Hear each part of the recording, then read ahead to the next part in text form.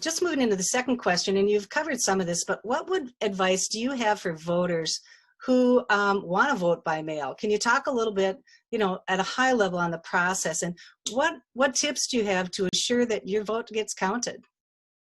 And Patty, do you want to kick off with that one? Sure. So having been the acceptor of absentee ballots and vote by mail ballots, it's really important that you convince people to read instructions, especially this year with the lawsuits that are going on and the changes.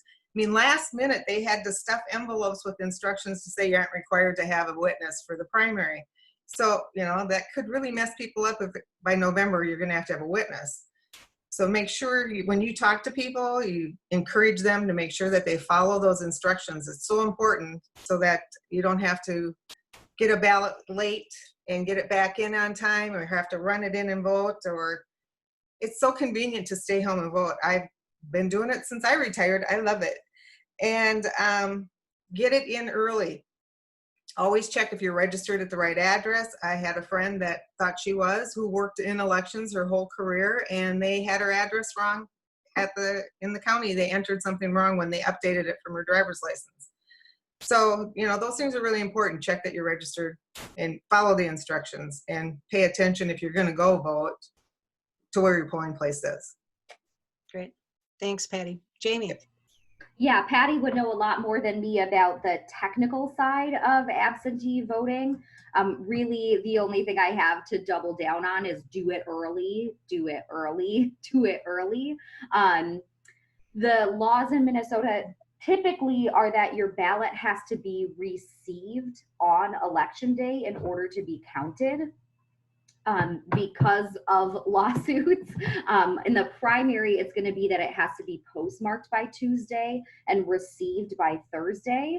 But we know that all mail in Minnesota gets routed through the Twin Cities. So if you're in Baudette and you try to mail something across town, it's going to the cities and back first. And so if you postmark something and put it in the mail on Tuesday and you live outside the metro, the chances that it's going to have a turnaround time to get back by Thursday is, I think, low. So do it early, do it early, do it early. We hear a lot of folks who are a little bit nervous about the mail system in general. You can receive your AB ballot to your house and then drop it off at your local elections. A lot of folks are adding drop boxes outside of the building, almost like one of those blue post office bins.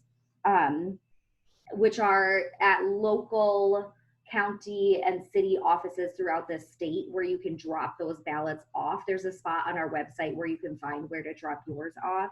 And then if you're creeping into that last week and you're nervous about whether or not yours is going to get in on time, you can always go vote in person absentee.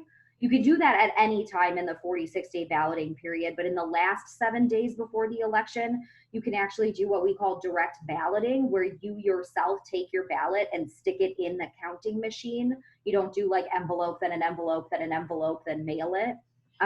So for folks who are anxious about the mail and their ballot being counted for any reason, that's another option, is showing up in that 7-day period and putting your ballot in the counting machine yourself. That's actually county by county that they do the direct balloting, but I think the last we heard there were all but like maybe 3 or 4 counties that were doing that. So thank you. Thanks so much. And so, yeah, that's a reminder to folks, if you're going to mail in, make sure that you allow yourself plenty of time, or as Jamie said, if it gets tight, just call your unit of government and figure out where you can drop it off. So